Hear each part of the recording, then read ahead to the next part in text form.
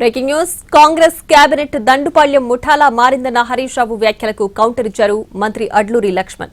మంత్రివర్గాన్ని దండుపాళ్యమన్న హరీష్ రావు బేషరతుగా క్షమాపణ చెప్పాలని డిమాండ్ చేశారు.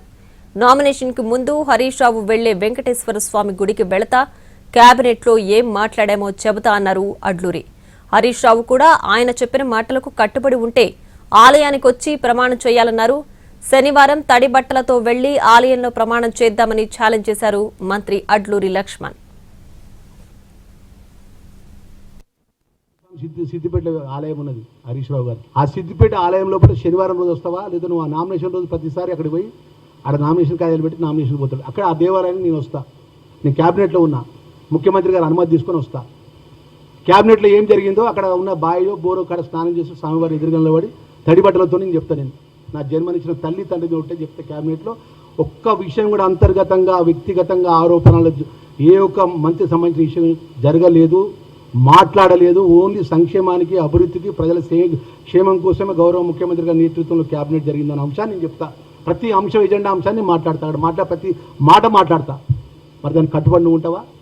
ఎందుకండి మీకు తెలంగాణ ఆశ 20 నెలలకే ఇంత ఆక్రోశం ఎందుకు? తెలంగాణ ఇచ్చిన కాంగ్రెస్ పార్టీ అండి. మాకున్న ఇబ్బందులు మేము మాట్లాడుకుంటాం కదా. మమ్మల్ని దండుపాలేమంటావా? బేషరతుగా క్షమాపణ చెప్పాలి హరీష్ రావు మా అన్నగారికి. బేషరతుగా క్షమాపణ చెప్పాలి మంత్రివర్గానికి. మాకు హరీష్ రావు గారు వ్యక్తిగతంగా మాకేం కోపం లేదండి. ప్రజాక్షేత్రంలో చూసుకుందాం ఎవరేమైనా కూడా. కానీ ప్రజాస్వామ్యంలో ప్రజలతో ఎన్నుకోబడ్డప్పుడు గౌరవంగా మనం అందరం మేలాలి. ప్రజలంతా తెలంగాణ ప్రజలంతా గమనిస్తాను. అదే దేవుడు వెంకటేశ్వర స్వామి సిద్దిపేట ఆలయం ఉన్నది హరీష్ రావు గారు. ఆ సిద్దిపేట ఆలయం లోపల శనివారం రోజు వస్తావా లేదా నువ్వు ఆ నామినేషన్ రోజు ప్రతిసారి అక్కడికి పోయి ఆడ నామినేషన్. అసలు హరీష్ రావు ఏమన్నారో ఒకసారి చూద్దాం. కేబినెట్ మీటింగ్ అంటే మంత్రుల పంచాయతీలు తెంపుకోవడానికే కేబినెట్ మీటింగ్ అయిపోయింది.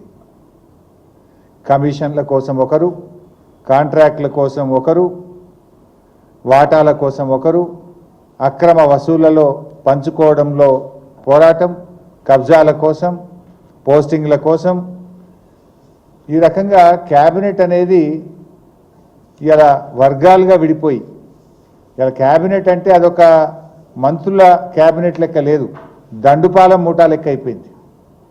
దండుపాలెం ముఠా కంటే కూడా అధ్వానం అయిపోయింది. ప్రతి దాంట్లో కొట్లాట్లే. మనం ఇది ఓపెన్గానే చూస్తున్నాం. క్యాబినెట్ మీటింగ్ అంటే మంత్రుల పంచాయతీ